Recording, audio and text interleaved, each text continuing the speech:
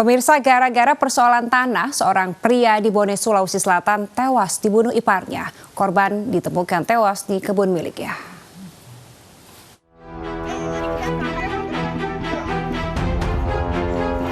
Madaremeng, pria berusia 60 tahun warga desa Tacipong, Kecamatan Amali, Kabupaten Bone, Sulawesi Selatan, ditemukan tewas bersimbah darah di kebun miliknya.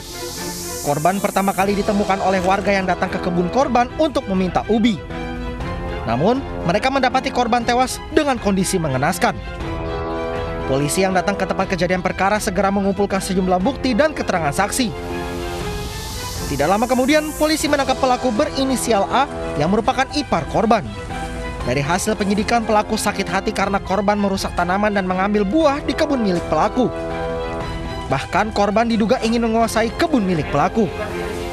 Karena korban ini sering melakukan perusakan tanaman ataupun mengambil buah dan bahkan ingin menguasai harta warisan kebun tersebut. Ada persoalan lahan di sini, Pak? Iya. Akibat perbuatannya, pelaku akan dijerat dengan pasal 338 KUHP dengan ancaman hukuman 15 tahun penjara. Dari Kabupaten Bone, Sulawesi Selatan, Bulan Sri Indramaya, iNews melaporkan. Pemirsa, Polda Metro Jaya menangkap 15 tersangka kasus mafia tanah yang dilaporkan oleh keluarga mantan Wakil Menteri Luar Negeri Dino Patijalal. Kasus mafia tanah sulit dibedakan karena memiliki pembagian peran yang sistematis.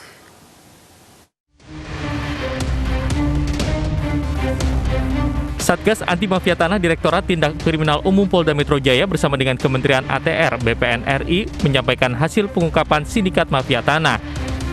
Ada 3 laporan di mana korbannya adalah Zurni Hasim Jalal, yaitu satu rumah di Pondok Indah, Pondok Pinang, dan Cilandak.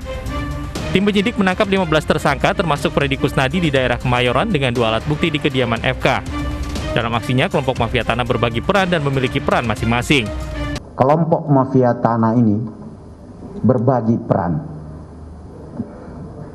Ada yang bertindak selaku aktor intelektual,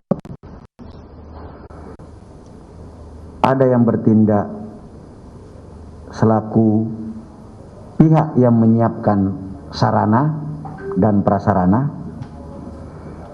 ada yang bertindak selaku figur dalam pengertian mengaku sebagai pemilik atas tanah dan bangunan.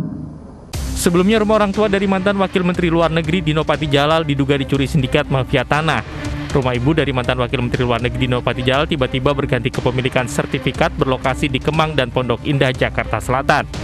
Kerugian yang dialami oleh ibunya atas dugaan pencurian sertifikat oleh mafia tanah mencapai miliaran rupiah. Dino pun mengklaim satu orang bernama Freddy Kusnadi sebagai dalang di balik kasus penipuan mafia tanah. Namun Dino dilaporkan kepada polisi oleh kuasa hukum Freddy, Tonin Tahta, atas dugaan penghinaan dan pencemaran nama baik melalui media elektronik 16 Februari lalu. Dino tak gentar menghadapi laporan terhadap dirinya karena ia menuding Freddylah salah satu anggota sindikat pencurian sertifikat rumah milik orang tuanya.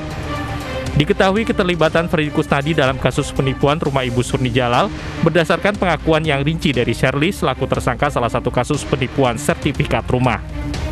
Tim Liputan iNews melaporkan. Pemirsa, Komisi Pemberantasan Korupsi atau KPK memeriksa pengacara Hotma Sitompul terkait dugaan suap pengadaan bantuan sosial COVID-19 dan Hotma diperiksa sebagai saksi. Dengan membawa sejumlah dokumen, Hotma Sitompul tiba di gedung KPK Jakarta siang tadi. Hotma diperiksa sebagai saksi untuk tersangka pejabat Kementerian Sosial Mateus Joko Santoso. Pemeriksaan terkait dugaan suap pengadaan bansos COVID-19. Selain Hotma, KPK juga memeriksa Ketua DPC PD Perjuangan Ahmad Suyuti. Keduanya hingga saat ini masih diperiksa KPK. Dalam perkara ini, KPK menetapkan 5 tersangka, yaitu mantan Menteri Sosial Juliari Batubara, 2 pejabat Kemensos Adi Wahyono dan Mateus Joko Santoso, serta Ardian Iskandar Madanatja dan Harifan Sidabuke dari unsur swasta.